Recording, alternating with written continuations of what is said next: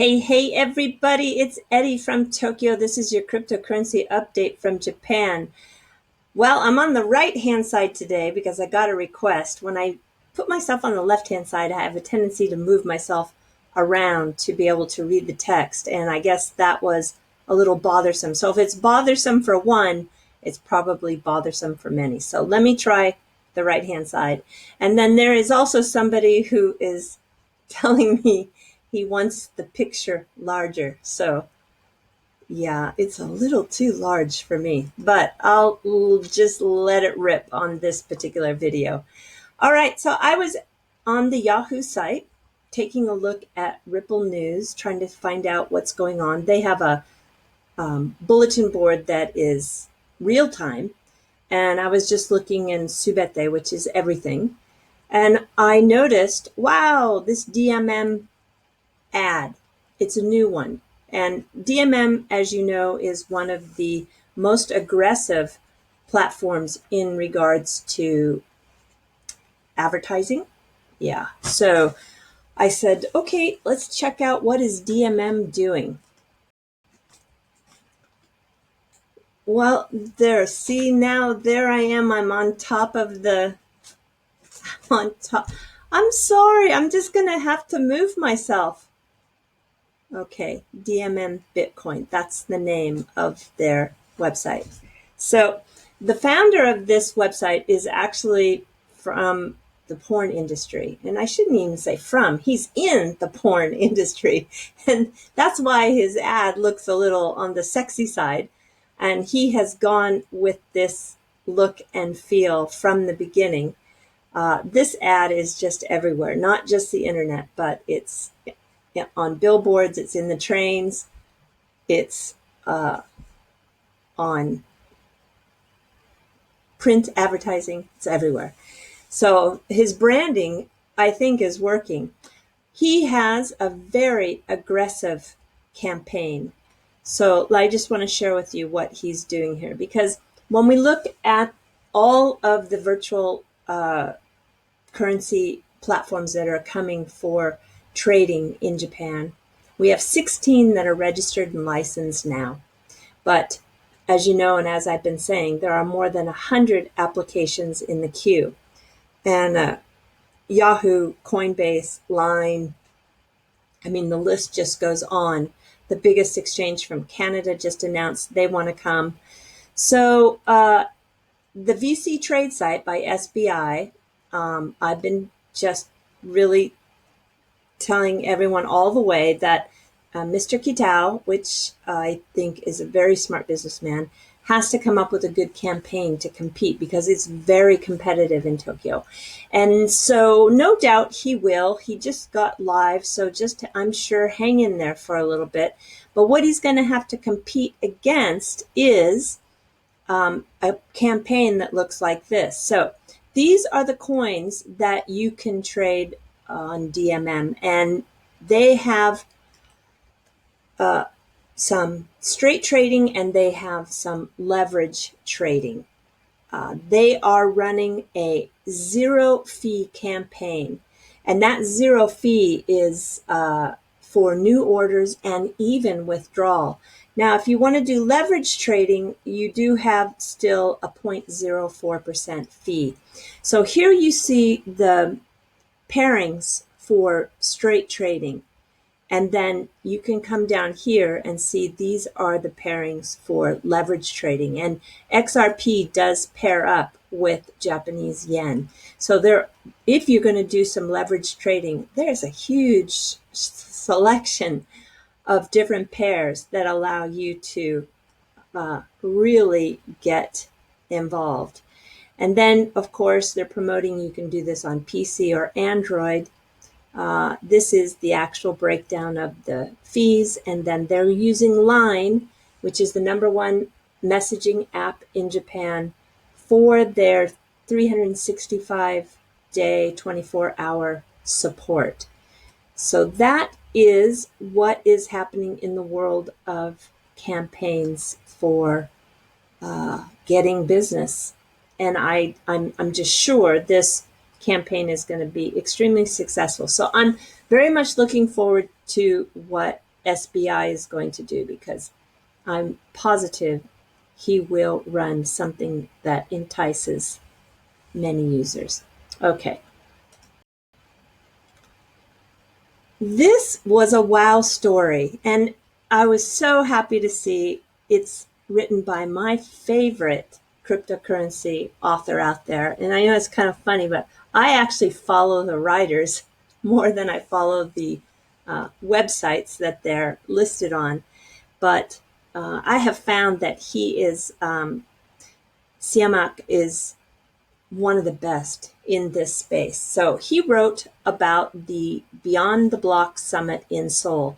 XRP is a fantastic way to move money, says Michael Arrington, partner at XRP-Denominated Cryptoasset Hedge Fund. Now, if you come down and just take a look here, he says when he was asked to describe the reasoning for denominating the fund in XRP, he says, first, having a hedge fund denominated in cryptocurrency makes things far easier for investors who already hold a lot of cryptocurrency. No need to convert back to fiat and then later back to cryptocurrency as we make investments.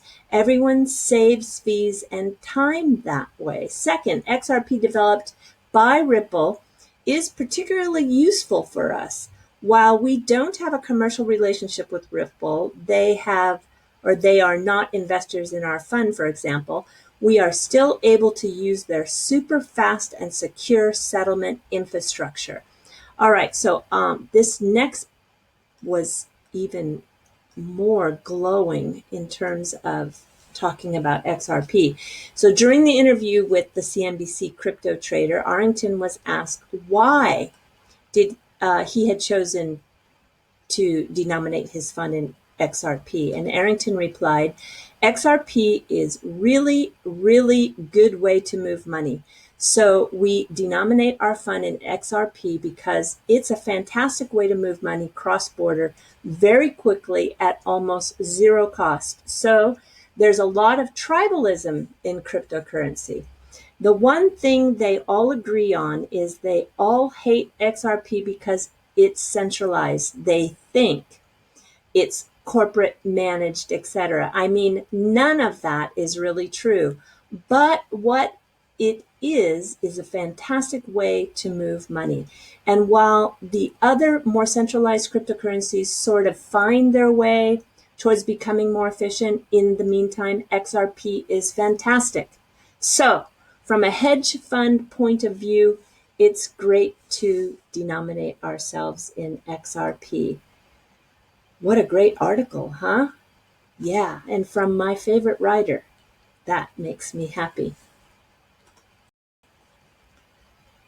In Tokyo, you can find a meetup almost every night of the week with cryptocurrency. And I just happened to see this one pop up, which is by the founders, the Big Blockchain Investment Group. There's about 109 members. I'm not a member of this group, but they have some really good speaking events. And they have a new one with the founder of a company that is marketing. What are they doing? Decentralized AI-controlled influencer marketing platform. And they have their free event that you can join on August 3rd on Friday night. I don't know. This one is interesting. I just think that when you come to Tokyo, and if you're into cryptocurrency, I know you want to be a tourist, but you should always want to pop into one of these meetups because there's so many around the city, and most of them are free, and they have a very good crowd. So I just wanted to let you know that you won't be missing your crypto magic when you come to Tokyo. Okay, this is a did you know? So U.S. Securities and Exchange Commission, I'm sorry for the guy who hates that I have to move, but I have to move myself because I want to get over to the news. All right, so did you know that you can sign up and get these announcements in your email? And I get them every day. And I happened to find out that, oh my gosh, the SEC is actually charging Mizuho Bank Securities for failure to safeguard its customer information. Mizuho is a mega bank here in Tokyo. And this came out today, so I wish them luck. I'm sure they're going to get some sort of slap on the hand. But this is what I want to show you. So when you sign up to get those notifications in your email, you can get one or all of these. So they cover press releases, public statements, speeches, testimonies, spotlight topics, what's new, up-and-coming events, webcasts. You can get the SEC videos, or I'm not sure what media gallery is, to be honest with you. I think that's maybe for people who want to grab high-resolution logos and that. Maybe. I'm not sure. Anyway, we're all waiting for news from the SEC. And instead of waiting for some YouTuber to tell you what's happening, you can get the information directly in your email box, should you wish to get those, opt-in emails. Okay. So I'm not big on ICOs, and you probably know because I just never talk about them, but Japan is one of the hottest ICO markets in the world. And this particular ICO, it's interesting. They have 7 days, 19 hours, 12 minutes, and 50 seconds to go before their launch, and they go live. Insurance is everybody needs insurance, whether it's life insurance, health insurance, whatever kind of insurance. You find yourself in your adult life that for certain things you need insurance. This company puts together insurance packages that are created and designed by the other users. So, right now, if you go to an insurance company, you have to look through their packages and you're like, that one's good, but that's a little too expensive, or that one's good, but I wish it had this, or that one's okay, but I don't need this. So, and this is kind of an interesting new way to approach insurance, and that is you can design a package that's exactly right for you, and within the users, you create the pool of money. So I don't know.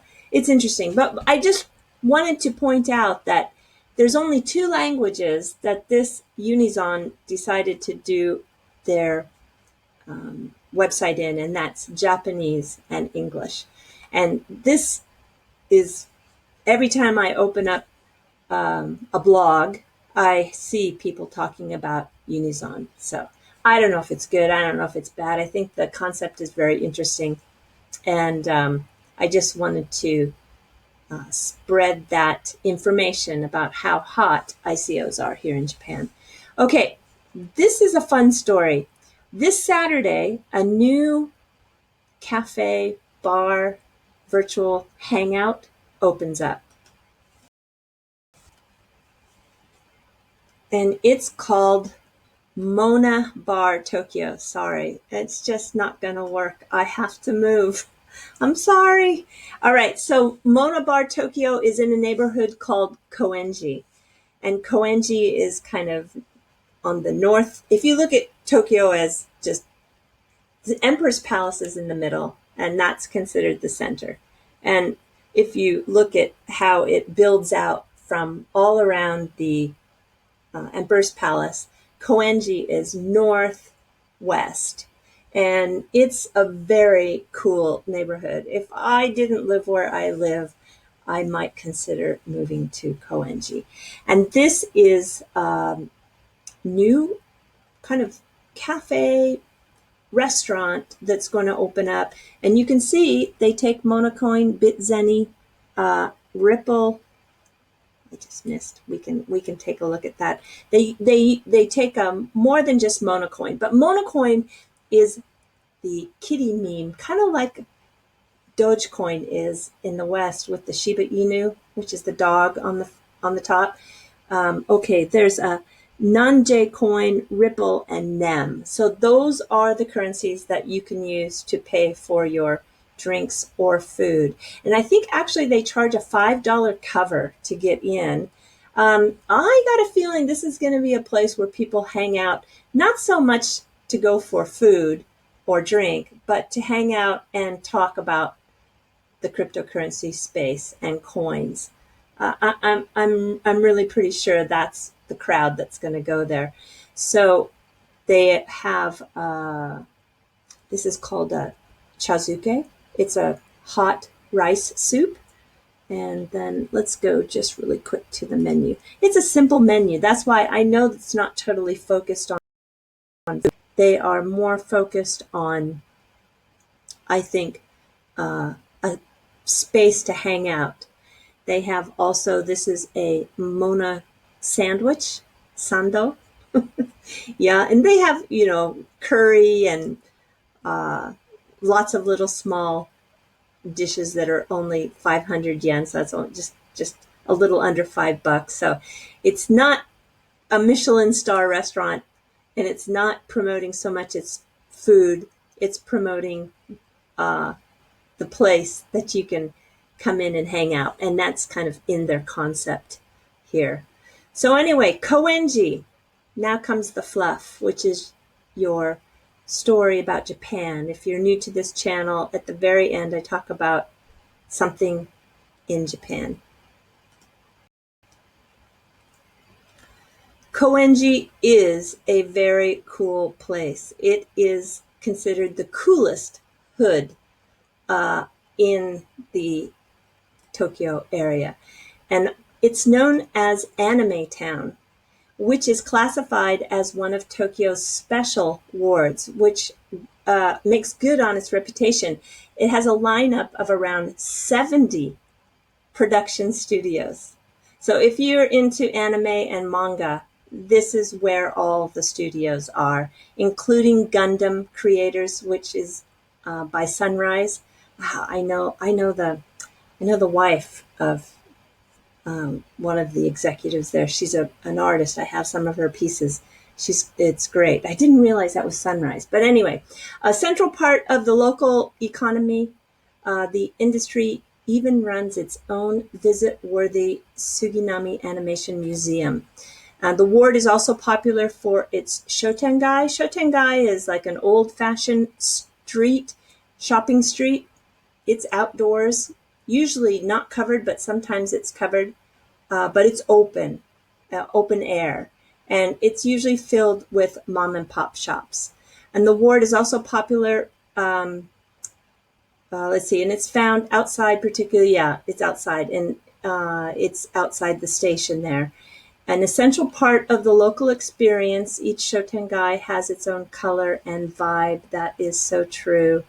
And in this guide, they have focused on the coolest hood, Koenji, but we've also found interesting spots to visit in the neighboring neighborhoods. So here are 50 things you can do in Koenji. And I'll put this link in the comment section below. It's got an amazing underground scene for music. And it also has fantastic beer, really good food. I don't know. It's just, it's like being in Soho, New York, and it's just got that vibe that attracts a lot of foreigners as well, want to live in Koenji. So you can see all of the different things. You can even find a traditional garden. You can, it's not lacking for food and drink. You can sleep in a Showa era style inn with the tatami mats, only 6,000 a night. That's like $60, it's really affordable. How about some sardine flavored ramen? Here is one of the beautiful gardens. It's really, really spectacular. If you come spring or fall, you can always get some of the most amazing photos. If you're an Instagrammer, that would be a great addition to your account. Okay, so I'm going to put this link into the section. You can look at all 50 things to do in Koenji. You could come to Tokyo, and you could spend 2 weeks in Koenji, and still not see everything. Okay, everybody, that's all I have for you today. Take care. Wow, I did it on a first shot with no redo. That always makes me happy too. Talk to you all soon. Sayonara for now. Bye-bye.